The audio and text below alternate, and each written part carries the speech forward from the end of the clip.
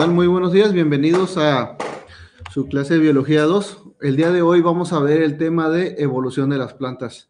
Mi nombre es Lenin Escobar Pérez, acompáñenos. Okay, vamos a hablar sobre cómo las plantas tuvieron su origen en el planeta, cómo éstas se fueron adaptando y evolucionando a la vez. Entonces, aquí pues vamos a ver que esto tuvo una conquista vegetal. Entonces nos dice que tras este logro evolutivo, las plantas adquirieron tallos y hojas que les permitieron captar de manera eficiente la energía solar y posteriormente el dióxido de carbono necesario para que las plantas puedan realizar la fotosíntesis. Entonces, sabemos que no solamente las plantas terrestres pueden realizar la fotosíntesis, sino que incluso las algas o las microalgas también realizan este proceso.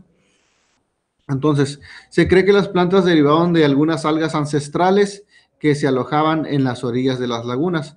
Entonces, para que éstas puedan realizar la fotosíntesis, ¿qué es lo que hacen las algas que están en las zonas costeras a ciertas distancias de la playa o de la masa continental? Entonces, de esta manera, ellos pueden alcanzar la luz del sol y posteriormente realizar la fotosíntesis.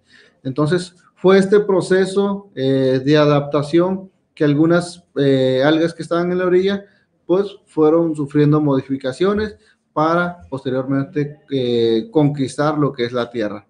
Entonces, desde ahí comenzaron a desarrollar estructuras específicas que las fijaron al suelo. Entonces, en las algas encontramos una especie de raíz que no es en sí una raíz, pero sí es una zona adherente, ya que estas se llegan a adherir a conchas, a rocas, a diferentes sustratos. Entonces, hace 500 o entre 700 millones de años que las plantas fueran las primeras en colonizar las tierras emergidas junto a hongos y bacterias. Entonces, se cree que la colonización de las plantas en la Tierra empezó en zonas costeras como desembocaduras de ríos o esteros, donde las aguas dulces se mezclaban con la de los océanos. Entonces, en ese tiempo, por ejemplo, los ríos, arroyos, las zonas estuarinas estaban combinadas con el agua del océano directamente. Entonces, es como esas algas fueron adaptándose a la zona terrestre, cambiando lo que es la salinidad, la temperatura y diferentes factores físico-químicos que fueron cambiando a lo largo del tiempo. Entonces, de esta forma, las plantas se adaptaron primero al medio acuático dulce y más adelante se adaptaron al medio terrestre. Entonces, una vez que ellas podían absorber lo que era el agua dulce, pues posteriormente se fueron adaptando a la tierra. Entonces, por eso es que nosotros tenemos que las plantas, en su mayoría, pues consumen agua terrestre.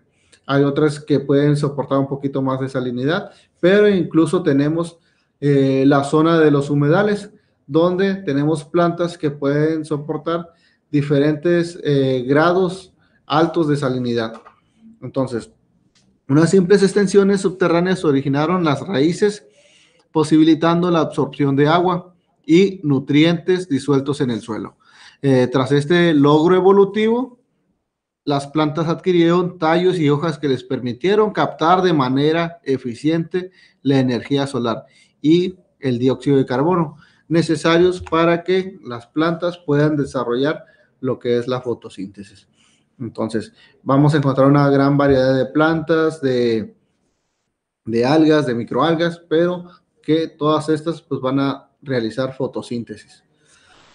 Posteriormente, aparecería un nuevo componente en el tallo de las plantas ancestrales, conocido como lignina, que otorgaba rigidez y posibilidades de crecimiento y bifurcación a los tallos. Entonces, aquí vemos cómo se puede apreciar lo que es la lignina. Entonces, esto proporciona una rigidez a las plantas. En el caso de las algas, ellos no tienen una rigidez como las plantas terrestres, pero ellos utilizan una especie de bolas que crecen en su cuerpo, y estas contienen adentro dióxido de carbono que les sirve para flotar y que alcancen la superficie para poder realizar la fotosíntesis por medio de la luz solar. Entonces, así poco a poco las plantas aumentaron de tamaño y los tallos comenzaron a desarrollar ramificaciones que las conocemos como ramas, favoreciendo la captación de luz por parte de las hojas. Entonces, otro rasgo fue el surgimiento de sistemas de conducción de agua y solutos llamados sistemas vasculares, donde en las raíces pues llevan todo lo que son los nutrientes, todo lo que es los líquidos, que es el agua, los lleva por todo su cuerpo. Entonces, así, de esta manera, poder desarrollarse. Entonces, la evolución de las plantas se prolongó durante un periodo de más de 600 millones de años. Entonces, como vemos, pues esto no es reciente, sino que conforme van pasando los años, las cuestiones climatológicas, pues estas se van adaptando y van sufriendo modificaciones que van desde las células en el ADN. Entonces, para posteriormente evolucionar y de esa manera, pues poder reproducirse y que ésta pueda preexistir, que tenga una sobrevivencia en el planeta. Las primeras fueron algas unicelulares que originaron las primeras plantas. Entonces eran de un tamaño diminuto. El origen de los grupos superiores aún no está bien definido, ya que son muy pocos los fósiles encontrados que den cuenta de la situación evolutiva vivida en estos organismos durante millones de años atrás. Entonces ha sido complejo porque estas plantas pues tienen millones de años. Por ejemplo, tenemos muestras de helechos donde podemos encontrar lo que es el puro carbono, que estas fueron atrapadas en el sedimento, pero no es como en el caso de los animales, que podemos encontrar conchas, podemos encontrar huesos. En el caso de las plantas, pues solamente encontramos, pero la pura imagen, ¿no? Por medio de lo que es el carbón. Entonces, por esas cuestiones, pues ha sido muy difícil estudiar su evolución y sabemos cómo eran por medio de estas imágenes que quedan impregnadas en los sedimentos. También podemos encontrar bosques petrificados, en este caso troncos que tienen millones de años. Entonces, ¿qué es lo que pasó? Que la celulosa fue desapareciendo y que fueron acumulándose diferentes tipos de minerales para encontrar posteriormente los troncos petrificados. Incluso aquí en San Quintín, al sur de San Quintín, se han encontrado troncos petrificados. Entonces es muestra de que aquí fue bosque. Entonces los continentes, las placas tectónicas, pues se han ido moviendo y han generado que hayan existido ciertos climas donde el desierto en un tiempo pues fue bosque, o que también la península, pues que sabemos y que hay evidencias de que se encontraba debajo del océano. También en otros países podemos encontrar este tipo de bosques petrificados que nos datan de hace millones de años y que gracias a estas evidencias pues se ha podido tener diferentes estudios para tener conocimiento de la vida que existió hace millones de años. Entonces, de lo que sí se tiene certeza es de que la aparición y colonización de las plantas en la superficie terrestre influyó directamente en la reducción del dióxido de carbono presente en la atmósfera. Entonces, de esta manera, esto facilitó el descenso de la temperatura media terrestre, posibilitando además el desarrollo de nuevos organismos vivos. Hace millones de años, cuando se iba formando la Tierra, existía una gran actividad volcánica y esta posteriormente tenía muchos gases en la atmósfera. Entonces, ¿qué fue lo que fueron haciendo las plantas? Pues que fueron absorbiendo todo ese dióxido de carbono y transformándolo en oxígeno, que gracias a eso, pues nosotros podemos respirar. Entonces, aquí tenemos a los principales grupos. Tenemos en el reino Plantae y se reconocen 3 grandes subgrupos. Entonces, las plantas no vasculares, las vasculares sin semilla y las vasculares con semilla. Entonces, aquí vemos el ejemplo de las no vasculares, donde entran los musgos, las algas verdes ancestrales, tenemos las vasculares, que son, por ejemplo, los helechos, y tenemos las plantas con semillas. Entonces, estas son plantas que tienen flores. Entonces, esas flores pues se pueden reproducir.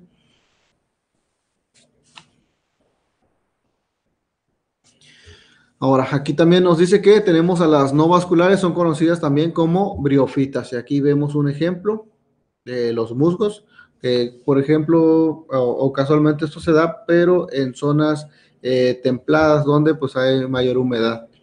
Entonces llegan a crecer sobre el tejado de las casas o en rocas, incluso en los troncos de los árboles. También tenemos el grupo que está integrado por musgos, que son las hepáticas y antoceros. Ellas son consideradas como el registro más cercano existente hasta hoy en las primeras plantas que poblaron nuestro planeta. Entonces, pues tienen millones de años y hay incluso unas que no han sufrido mucho cambio. Perfectamente adaptadas para sobrevivir en hábitats permanente o estacionalmente húmedos, pudiendo absorber agua a través de toda la superficie de su cuerpo. Entonces, estas tienen la capacidad de poder absorber agua. Entonces, cuando estos pierden, pues llegan a quedar como esponjitas y posteriormente cuando les cae agua, por ejemplo, de incluso agua a través de la brisa o neblina, pues estas las llegan a absorber. Entonces tienen una gran capacidad de adaptación. Su tamaño es bastante reducido, los tejidos de conducción con frecuencia faltan completamente, no existen raíces en este tipo de plantas, hojas o tallos verdaderos. También las plantas vasculares son aquellas que sí cuentan con un sistema de transporte de sustancias. Entonces hay un flujo continuo donde van a transportar diferentes sustancias como son los nutrientes, agua, etc.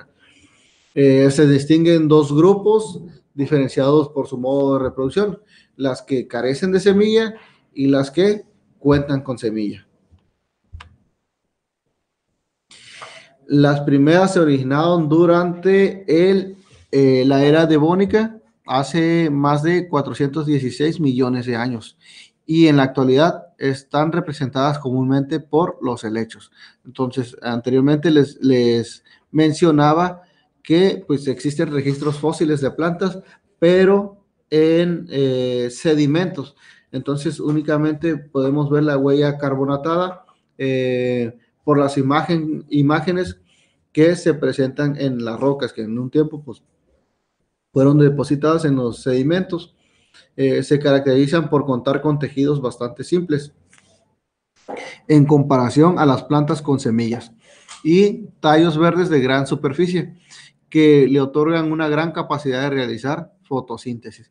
Entonces estas plantas pues se fueron adaptando y hasta hoy en día podemos tener su existencia, pero que existieron incluso en la época de los dinosaurios.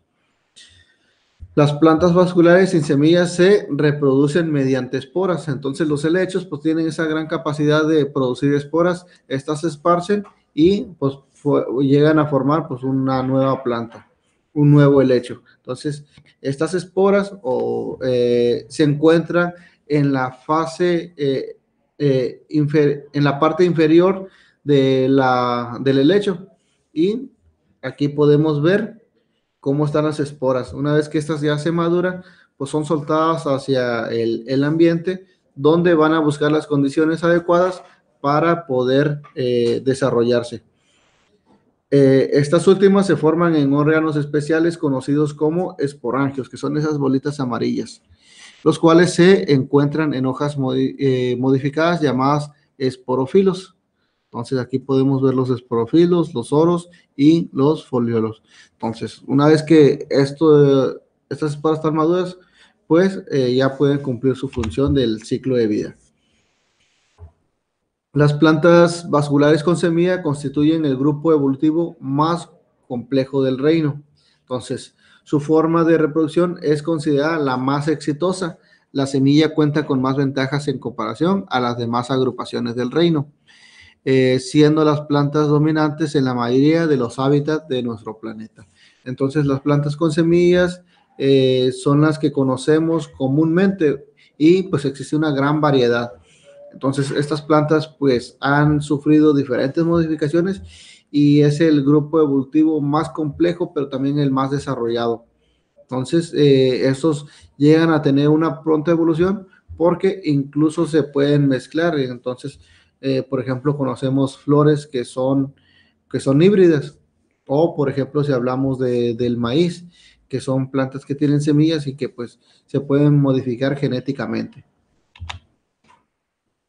Entonces, a su vez, dentro de este grupo es posible identificar dos subgrupos, las gimnospermas y las angiospermas, o plantas con flores, ambos diferenciados por la presencia o ausencia de una envoltura protectora para la semilla. Entonces, vamos a encontrar en algunas plantas que las semillas van a tener una cubierta y dentro de esa semilla, pues vamos a encontrar lo que, digamos, un ejemplo sería como el núcleo, donde va a contener las características genéticas, es decir, el ADN. Entonces, ahora vamos a ver lo que es la importancia para la vida.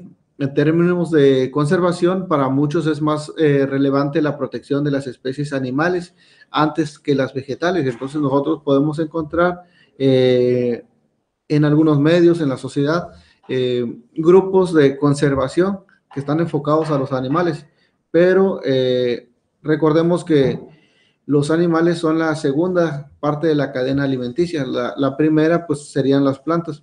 Entonces, lo que realmente se debería proteger primero es a las plantas para así darle paso a los animales, ¿verdad? Y que exista viendo esa cadena alimenticia, pero sobre todo, pues, esa conservación, concientización y sensibilidad por el medio ambiente. Entonces, sin embargo, esta es una excepción bastante errada, ya que las plantas constituyen la base de la vida de nuestro planeta. Como les mencionaba, pues cumple con la primera etapa, ¿verdad? De la cadena trófica. Y aquí nos dice que la supervivencia de todo organismo, incluyendo la Tierra, depende de la existencia de las plantas. Entonces, aquí pues cumple una función principal. De los animales, pues sería la cadena secundaria. Ahora, las plantas no solo intervienen en alguno de los más importantes procesos ecosistémicos, como las transferencias de carbono, el oxígeno, nitrógeno, entre otros, sino que también están presentes en la primera línea de nutrición de los organismos vivos. Entonces, para que los animales puedan sobrevivir, pues ocupan de las plantas. Algunos animales pues van a depender de otros animales, pero eso ya sería como la tercera etapa de la cadena trófica. Todas las plantas verdes realizan un importante proceso llamado fotosíntesis, que consiste en transformar la energía solar en energía química. Entonces ocurre ahí todo un proceso donde va a haber una transformación. Este proceso se realiza en las células vegetales dentro de los cloroplastos y en términos generales ocurre de la siguiente manera. Entonces, las hojas de las plantas tienen unos poros muy pequeños llamados estomas, por donde penetran los gases de la atmósfera. Entonces, estos estomas pues se van a estar abriendo y cerrando durante el día para poder realizar ese proceso. Entonces, uno de estos gases es el dióxido de carbono, que conocemos comúnmente como el CO2, que dentro de las células de la planta se combinan con el agua, así formando carbohidratos y liberando lo que es el oxígeno, que es el que necesitamos todos nosotros para poder sobrevivir. Entonces, una cadena de reacciones que posibilita la existencia de la gran mayoría de los seres vivos en el planeta. Entonces, a diario, durante los millones de años que han existido las plantas, pues, ha existido ese intercambio, ¿verdad? Donde pues absorben lo que es el CO2 y liberan lo que es el oxígeno. Los seres humanos, además, otorgamos miles de usos a las plantas. Ellas constituyen una importante fuente de alimento, ya que tanto hojas como tallos, frutos, vainas, raíces y ramas y toda la estructura de las plantas son parte de nuestra dieta. Se estima que aproximadamente 7.000 especies han sido ocupadas por el hombre como fuente de nutrición. Entonces, tenemos una gran variedad de plantas que las podemos consumir. También no todas las podemos consumir, ya que pues algunas pueden presentar toxinas que pueden causar alguna reacción en nuestro cuerpo. Entonces, ahora vamos a hablar sobre la morfología y fisiología de las plantas. Las plantas son seres vivos que obtienen energía de la luz solar captada a través de la clorofila. Fabrican sus propios nutrientes para poder subsistir. Aquí tenemos la definición de morfología, en donde dice que se distinguen tres partes diferentes de la planta. Una que es la raíz, la otra el tallo y las hojas.